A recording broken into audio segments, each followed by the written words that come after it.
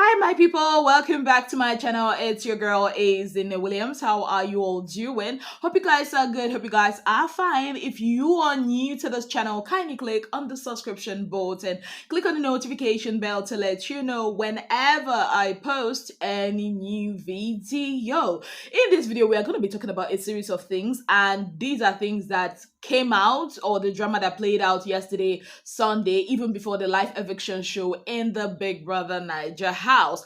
And I am talking about Faith and his obsession with Imisi, Kola defending why he and Imisi are friends, Kola and Bright fallout and later reconciliation, and of course, Isabelle and Sultana's tag teaming, and the whole Isabelle versus Telma, Joanna, Midday, and a whole lot more. We are going to be dissecting it here in this video. So let's start with Faith. Okay, so weird things played out yesterday. In fact, weird things by Faith played out yesterday. And I'm like, is there something controlling this boy that we do not know about? First, the whole thing about even if he's given 80 million naira, 150 million naira, he's not going to be lying on the same bed with Imisi. And then the whole derogatory talks that happened, I'm like, what the hell? And the people that were there that were even chipping into the conversation, laughing and all of that, kicking into all the nonsense he was spewing. And the fact that he kept on coming at Kola because of his friendship with Imisi. And I'm like, what exactly is wrong with this guy? And then he went on, after that whole fiasco, he went on to disturb the game that was it Kucho and Mensen were playing, took out the tennis ball board net. Like, I'm like, what the hell is going on here? What exactly is wrong with Faith? See, Faith is an intelligent young man, but I would say this. He is condescending.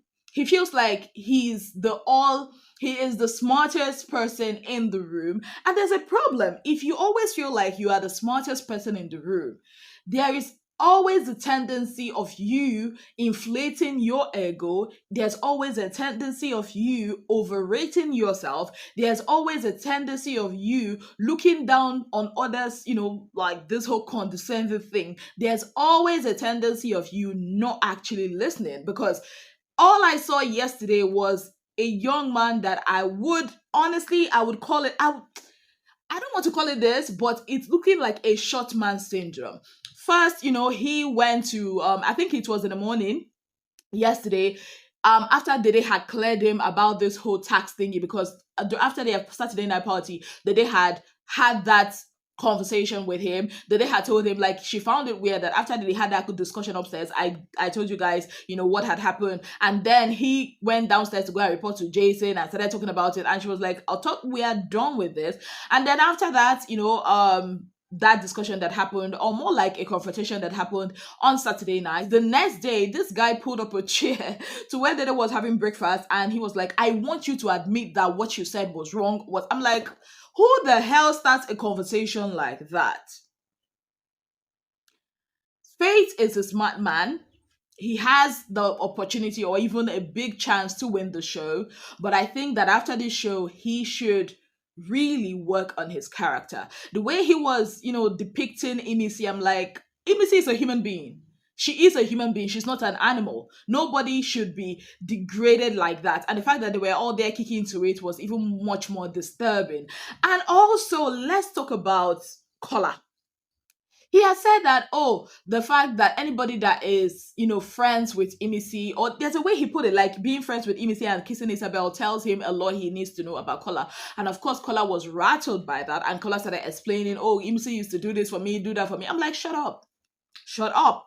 Why the hell do you have to always try to tell people why you are friends with someone? I mean, must there be a reason why you are, friends with someone? And that is my problem with Kola. I've said this before and I will say it again. He cares so much about appearances, how he's been seen. And that, my people, is going to be his downfall. Because anybody that goes about in life, whether in Big Brother's house or in real life, thinking about, what will people say about me? You will remain small, because people would always talk. Whether you are doing good or bad, people will talk, because that is why they have their mouth.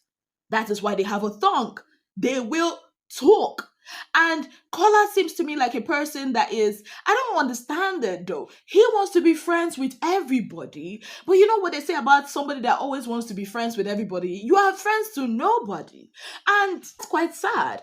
Also, I also like to say, in as much as Faith is cray cray, he's crazy, but he made a good assertion when it comes to the dynamics of why Kola is friends with Imisi, even though it's not his business. But I feel like he actually described it well. He is right when he said that you allowed a lot of Imisi's excesses, even though it is not in his place, to allow it because it's Big Brother's house, everybody has a free will. You condoned it or you accepted it because of the privileges you are getting from Imisi. But that's the truth. He did not lie. That's not a lie. Because this morning, there's Zita. All of a sudden, Kola is getting close to Zita and Zita is making him breakfast. I'm not saying making breakfast is a bad thing, but I'm saying that there is a pattern here, being close to people for something you would want to receive. And to be honest, I'm seeing that pattern with Kola. Now, also on Kola and Imisi's friendship, I don't feel like the house has the right to be asking why Kola is friends with Imisi. I think this is I just don't want to say it, but it's looking like a classist kind of behavior. Like, again, why does he have to defend why or explain why he is friends with a certain person?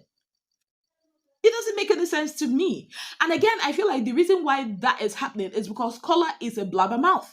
It's because he is a tap mouth. Because he has carried his business to everybody in the house. That is why everybody feels like, you know what, we have the right to detect to you or to tell you why you shouldn't be friends with a certain person in the house. Again, also, I'll also like to say, Kola and Amy's friendship, while it can look beautiful, I feel like it's kind of like unhealthy. I mean, Imisi had told him that she is obsessed with him and she doesn't want to see him with any other person. I'm like, is that how friendship works? And then Kola is just there receiving the benefits. I'm not saying he's not giving Imisi the benefit, but I'm saying that he is getting the bulk of the benefits when it comes to Imisi and Kola's, dynamic. And also, he doesn't want the responsibilities that comes with being friends with Imisi, but he wants the rewards. That's what I think. Now, moving on, Rude Boy and Telma. Oh my God. I think Dede was right. She actually ate when she said that Rude Boy and Telma should just choose a day to fight. And I think that fight, that day was yesterday. I'm like, what exactly is going on? Is this about the wager or is there something else that is playing here? And the fact that Telma even brought up, oh, I'm not Erica. I'm like, how did Erica get into this? Until she actually said that Rude Boy had mentioned the whole Laycon and Erica situation. And I'm like, Rude Boy and Telma doesn't even give Laycon and Erica because, yeah, it doesn't at all. There's a storyline that would have given Laycon and Erica, but somehow it did not really play out like that. But Rude Boy and Telma, no. Telma also, let me talk about Telma for a bit before I continue. Telma is a very witty, smart woman, but I also feel like she has this thing of, again, perception. She wants to be perceived a certain kind of way. And because of that, she wants her friendships to align with that thing. I mean, look at the way she is like with Dede, Kola, Joanna, Mide. She wants to be perceived a certain kind of way. And that is why she's always clashing with Isabelle, because in her head, Isabelle doesn't represent that. Look at the way she reprimands Mensen. Like, why are you doing that? Why are you always shouting? She wants to be close to people that looks a certain kind of way. Even when she's talking with Rude Boy, she also made mention, like, even if I want to be with somebody like you, you're a tout and everything. I'm not saying you shouldn't want to associate with the kind of standing kind of people, but I'm just saying that as is just too more like pretty meets perfect. These are the kind of people I relate with and all of that. And let me not lie to you guys, I also feel like her friendship, or I don't know what to call it, her association with Dede and the rest are kind of like forced. I might be wrong, but I just feel like it's not genuine. Yeah, so that's it about Telma. Let me go over to Isabelle. Okay. So Isabelle yesterday, after the live eviction show, she and Sultana sat down, and then Joanna Mide were going off on them. Telma joined, Bright Morgan joined. and she was like, let them talk. I have a thick skin and this. I think Isabel overrates herself. And I'm not saying this in a I'm not saying it in a condescending or a bad way, because I've listened to her. She mentions past housemate like, oh, Nengi, this is what it did to Nengi, Cece. I'm like, you're not a Cece, you're not a Nengi. No disrespect. You are you. And the fact that you feel like, oh, I don't do anything and this housemates are just talking about me, you are not a victim. You do stuff. You see, that's the thing with some of these housemates. They throw stones and then they hide their hand and then try to act like the victim. If I want to start calling out things that Isabelle has said about people, Iblenio. She called Kola that Kola is like a monkey. Yeah? The same Isabelle called Koyin, the same Koyin that she's given oral sex every night. She called him a wrath. The other one, she called Joanna Dracula, called me the anglerfish. Like, she has called a lot of people names in that house. So it's kind of rich for her to say, oh, they're talking about me, let them keep talking. No, they are not talking about you because they will keep talking. No, that is not it. It's because you're a coward, baby. You have told us before then that these are things you say to them, blah, blah, blah. When push comes to shove, when it's time for action, you are nowhere to be found. We are not seeing you. But then again, something also is confusing to me. What is Isabel's beef with Joanna? I don't understand it. Somebody help me out in the comments. Like, what? Did they have any issue before now? Or did she buy the beef from Imisi? And me there, I understand she and Telma. Honestly, I understand that. It's been from time immemorial. I get that. But she and Mide, oh, okay, yeah. Bright. But is it not silly? It's silly because both of them, none of them has a claim over Bright. Oh God. Women disgracing themselves on national television for nonsense. Like, it's just crazy. Even though I enjoy the drama, don't get me wrong, I do enjoy the drama. In fact, because of all this drama going on, I watch now almost like 247. Even when I am not available to do videos, I always watch. But I find it very distasteful. And also I find it's very crazy that Isabelle will think that she's a victim. She is not. Baby girl, you dug the pit. Go inside. You understand? Nobody dig this pit for you. Now you carry on and dig this pit. So face them inside that house. Yeah, because you said you're Agwan. You understand? Because that was what Cece was. Cece in her set, she was, you know, Cece will never back down for a fight. So if you are comparing yourself with a Cece, then act like a Cece. Like Cece, Cynthia, and what you're, that's, who I'm talking about. Again, Koyin won the head of house. They are doing the challenger now. Probably done with it by the time I'm done with this video. So, and I see people saying, "Oh, why didn't he choose Dede or choose Isabelle and Dede's face?" Where I'm like, you said that you people are watching the back of your television, because make it make sense. Jason won and picked Koyin. Dede had told Koyin that, okay, whenever you win this thing, do not pick me. Nah. Now people are saying, oh, Dede's face when he picked Jason. Of course she'll make her face like that now because she and Jason are not in good terms. So she's like, yeah, it's not a thing of disappointment or anything like that, the way people are trying to paint it.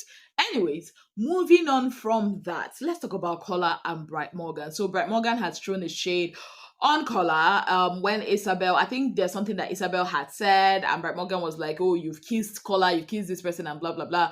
Okay, apparently she was like, oh, that Bright Morgan had said which room was she sleeping in, and then like something of that sort, and Bright Morgan had to clear her, and in the bid to clear her, threw a shade at his friend Kola, which actually made Kola cry. When Kola was talking to Zita, then talked to Imisi, and he cried last night, like, why would his friend do that to him, blah blah blah blah blah. Then later on, they had a conversation in the middle of the night, and Bright Morgan had explained to him that was what came out of his mouth at the moment. It wasn't anything deep. It was not like, oh, it was preconceived and all of that.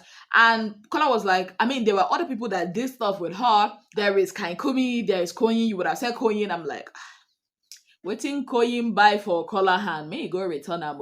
May he go return him. Yes. And also, Imisi. Anyway, it goes back to her obsession because I wanted to say, the fact that Imisi is saying that Bright Morgan and Mide are not really Cola's friend, the way she made it look like, I'm just saying, okay, it's back to the obsession thing that she said that okay, well, she wants to have Kola all to herself. Yes, guys, like the dynamics in Big Brother's house. This particular set is crazy because they keep changing friends and cliques like water, and you're like, what is going on? You think this person is this person's friend, and then the moment you come back again to your TV screen, this person is already another person's friend. It's crazy. Right now, we're after reading their wager team for the week. It's about Nigeria culture and all of that. And thank God Big Brother actually listened to me. They are actually presenting their wager on Friday as a team, even though each is going to be pair by pair representing some states or states in Nigeria, but it's going to be as one house. Ooh, thank you, Big Brother, for that one. Anyways, while some were busy talking about brainstorming about what cultures or states they are going to be representing, culture, Isabelle and Sultana were busy talking about other housemates. Like they were to pick one anchor, right? For the because people that have said that because they are 17, so pair, it's going to be 8 pairs. So one person will be left out, so they should pick that one person that will be the anchor. Then some of them came out to be picked: Jason, Faith, Midday, Joanna, Dede. At the end of the day, it was a battle between Faith and Jason, and at the end of the day, Faith got 7 votes and Jason got 6 votes. Now tell me why something as simple as just vote by a show of hands will turn into, oh, they no rate Jason. No. That's what Kucho was telling Isabel and Sultana. And I'm like, people are here talking about what they are going to be doing, talking about interesting things. You people are here talking about the housemates. And you say you're not pressed. Okay. Anyways, I am loving all the drama that is going on. I cannot wait to see who emerges victorious in the head of house challenger. It's going to be interesting because whichever of them wins, be it Koyin, be it Faith, Bright Morgan, Telma, Zita, whichever one wins is going to affect the dynamics in the house. Because as it is, Sultana, Isabel, and Kulcha just wants Koyin to win. They don't want anyone else because, yeah, those people are not really in their fold, so to speak. But it's been an interesting gameplay in the house. What was your favorite moment in all this that played out, in all these things that played out yesterday, and of course spilled over to today? Let me know in the comment section. On that note, I'd like to say a very big thank you to you all for being part of my channel. If you have not yet subscribed, kindly click on the subscription button, click on the notification bell to let you know whenever I post any new video. Until I come your way again, I remain your darling girl, Ezinnemwilliams. Have yourself a beautiful, wonderful day ahead.